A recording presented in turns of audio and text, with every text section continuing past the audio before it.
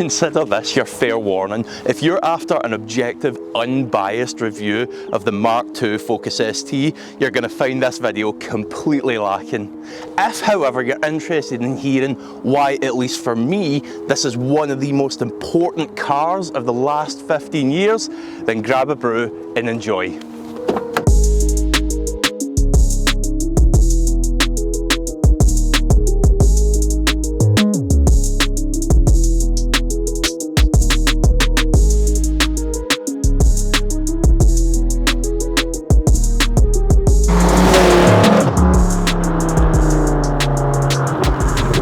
So I'm going to start with a big one here, and I know I'm at risk of sounding way too dramatic on this, so feel free to roast away in the comments section below.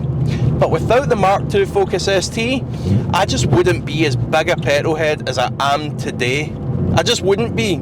I remember idolising this thing. I wanted one so badly growing up, and when I hit the ripe old age of 21 years old, I determined I had just about enough money to go out and buy one. I wasn't really thinking about the high insurance cost being a younger driver, or the quite high fuel bills for what is quite a thirsty engine. No, I just determined I had enough money to go out and get one, so that's exactly what I done.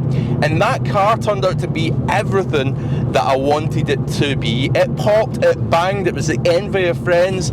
It felt like the fastest car in the world to me at that time, but it was also one other thing, and that was ludicrously expensive for a 21-year-old on a fairly average salary to try and run. Even looking back now, I don't regret it one bit.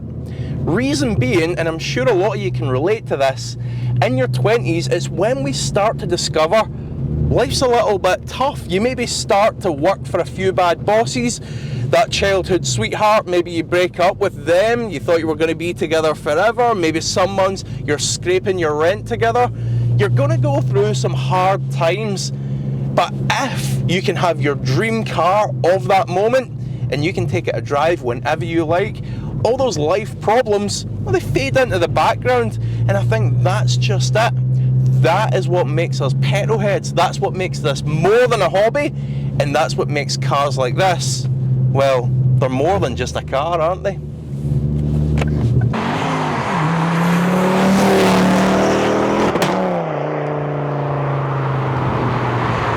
Now, I don't think it's any coincidence that quite often it's a Ford that is the lust of our youth. For me, it was the Focus ST, obviously. For my dad, it was a badass V6 Capri. For my brother, it was a Sierra.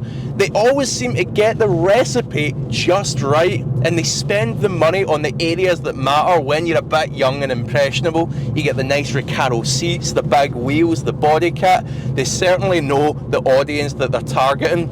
Now, I'm genuinely interested to hear this. What was your car that turned you into a petrolhead? Drop it in the comments below. I'd love to hear. I think there's such a bitter sweetness to cars like this, because although we've got to grow up with them and enjoy them, characterful 5-pot engines and affordable hot hatches, the cars of today, due to ever-tightening emissions regulations, I don't think tally up. Even some of the modern 4-cylinder, smaller capacity turbocharged units, I just don't think they can compare when it comes down to pure character. Electric cars, and I hope I'm wrong in this, electric cars are even worse. I just don't think they can make that same lasting impression, but I hope I'm wrong.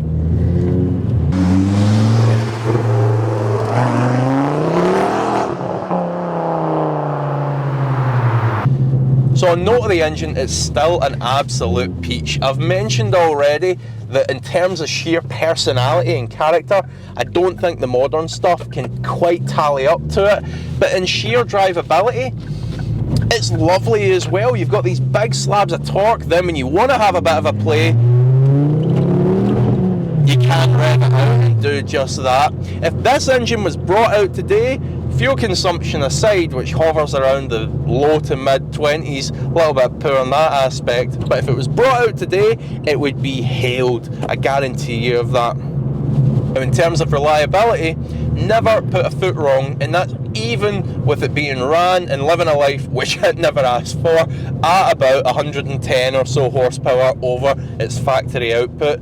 It's got the big airtec intercooler on the front, it's got an airtec intake on it, it's got a 3-inch Miltec downpipe, and then an eBay special catback exhaust on there as well. The Miltec was just a little bit too quiet. So here's one thing you're 100% going to notice as we hustle it along a little back road here, and that is the steering feel of the ST, and the RS for that matter as well, is absolutely amazing compared to the more modern stuff. Now I know that's a little bit of an unfair comparison because the more modern stuff is using electronic variable racks and other tech in there as well compared to this more traditional system, but it's a revelation compared to a lot of modern stuff. A good example of where the ST really punches above its weight in this particular category is I owned this car alongside an Audi R8, and the steering feel in this was leagues beyond that of the Audi R8. Make from that what you will. Now, if I had to mention an Achilles heel of the ST driving experience, it would need to be traction. Now, on a day like this, we're doing really not too badly. It's gripping pretty good, but when it's wet, you start to notice traction is wanting. In the Focus RS, they righted this wrong a little bit by introducing the limited slip diff, along with a fancy Revo knuckle suspension. The old ST here gets none of that, just big slabs of torque, quite a lot of power going through what is essentially one-wheel drive, so we do suffer a little bit with it. If I was serious about extracting more performance from this car, and it wasn't just a daily, an LSD is a must.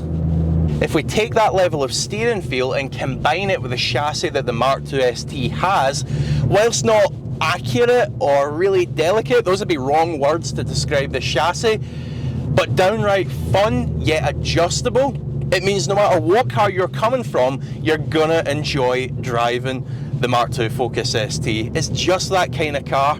Oh, and also throw into that it comes with a set of brakes which I think completely sufficient for the road, so you can usually just about dodge that hedge which you're heading for. And one thing to bear in mind, and I'm keen to make this point, is that fun doesn't always necessarily mean fast.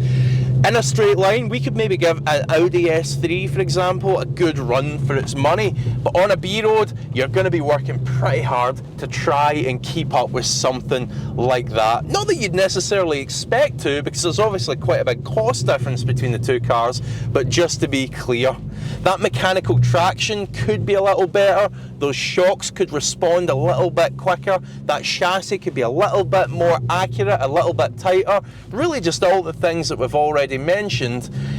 But hey, I mean, we're talking about a 15-year-old hot hatch here for pretty minimal money nowadays. How good do you want it to be? The one thing I would say about the car I think speaks volumes is you could get into one of these cars after any of the modern equivalents, and there is nothing about the driving experience that you would put your finger on and say was even below average, and I think that means a lot. I count myself as extremely lucky to have had the experience of cars that I've had. Since that first beloved Mark II ST, I've had a Ferrari 360, I've had various R8s. My car alongside this one is a 700 horsepower R35 GTR, and I don't say any of this to flex or take any of it for granted, believe me. I say it to mention that even with that perspective, the Mark II ST still remains an amazingly entertaining car to drive. And from a much more personal point of view, I'm extremely grateful to have had the experience of it and for it to have turned me into the petrolhead that I am today. Now, if you're thinking about buying one of these, make sure and check out my buyer's guide in the top right hand corner now, or if it's not popping up there, it'll be in the description, which will show you how to spot a bad car. Good luck in your search, and I'll catch you on the next video.